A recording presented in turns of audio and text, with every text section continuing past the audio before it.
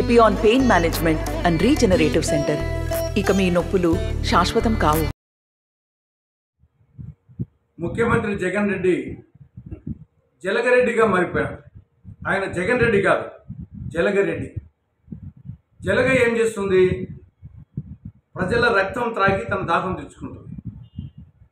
వైకాపా ప్రభుత్వం ఏం చేస్తుంది?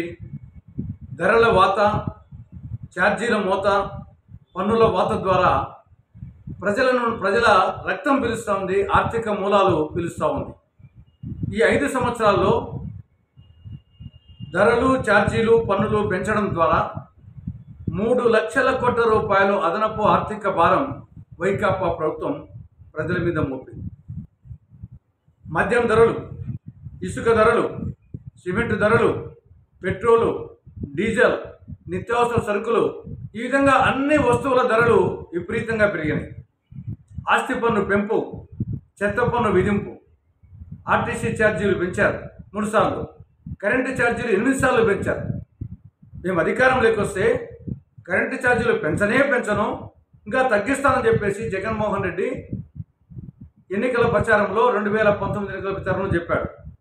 అధికారంలోకి వచ్చాక ఏరు దాటినంత వరకు వడమల్లన్న, ఏరు దాటినాక బోడిమల్లన్న అని నైజం ప్రదర్శించి 8 సార్లు కరెంటు ఛార్జీలు పెంచాడు.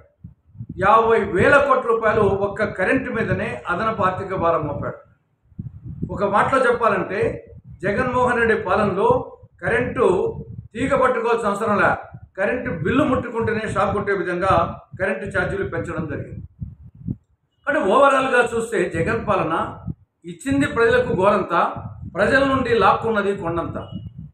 మట్టి ముంత ఇచ్చి ప్రజలకు వెండి చెంబు లాక్కున్నట్టుంది ప్రజల నుండి. చాక్లెట్ ఇచ్చి నెక్లెస్ దొంగిలించినట్టుంది జగన్ పాలన. ఇక ఇళ్ళ విషయాన్ని చూస్తే అది జగనన్న ఇల్లు అంట, కానీ అవి పిచ్చుకగులు, సెంటున్నర పిచ్చుకగులు సమానం. అవి కూడా చాలా చోట్ల ఎగిచ్చితంతే ఇటుకలు రాలిపోయే విధంగా ఉన్నాయి. పులివెందుల పట్టణంలో 7,079 ఇల్లు మంజూరు చేస్తే ఈ 5 సంవత్సరాలు పూర్తయిందని 310 ఇల్లు. ఆ 310 ఇళ్లలో కూడా ఒక్క ఇంట్లో కూడా ఎవరు చేరలేదు. ఇది ఎక్కడనో కాదు, పులివెందుల అసెంబ్లీ నియోజకవర్గంలో పులివెందుల పట్టణంలో 7,079 ఇల్లు శాంక్షన్ చేసి కంప్లీట్ అయింది 310, చేరింది మాత్రం ఒక్కరు చేరలేదు. తంతే ఎగిచ్చి తంతే రూములు పడిపోయేట్టుగా ఉన్నాయి. ఇది జగనన్న పాలన. సమాజంలో ప్రతి ఒక్కరిని నమ్మించి మోసగించాడు. మోసగించడం ఆయన నైజం. రైతులను మోసగించాడు, మహిళలను మోసగించాడు, ఉద్యోగులను మోసగించాడు, నిరుద్యోగ యువతను మోసగించాడు, అగ్రిగోల్డ్ బాధ్యులను మోసగించాడు. కాబట్టి మోసగించడం అనేది జగన్కు వెన్నతో పట్టిన విద్య. ఈసారి మళ్ళీ ఎన్నికల్లో ప్రజలను రకరకాల వాగ్దానాల ద్వారా మోసగించాలని చూస్తున్నాడు. ఈయన పేదవాడట, ప్రతిపక్షాలు వాళ్ళు వచ్చేసి సావుకారులట. ఇంతకంటే అబద్ధాల కోరు మరొకరు ఉంటారా?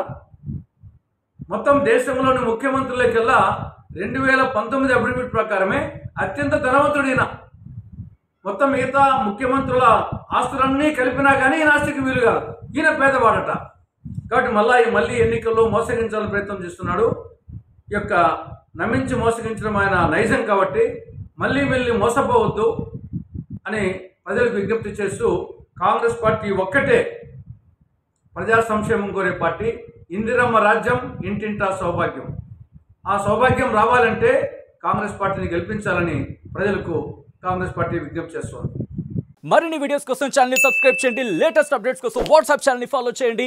అండ్ లింక్ డిస్క్రిప్షన్ లో ఉంది.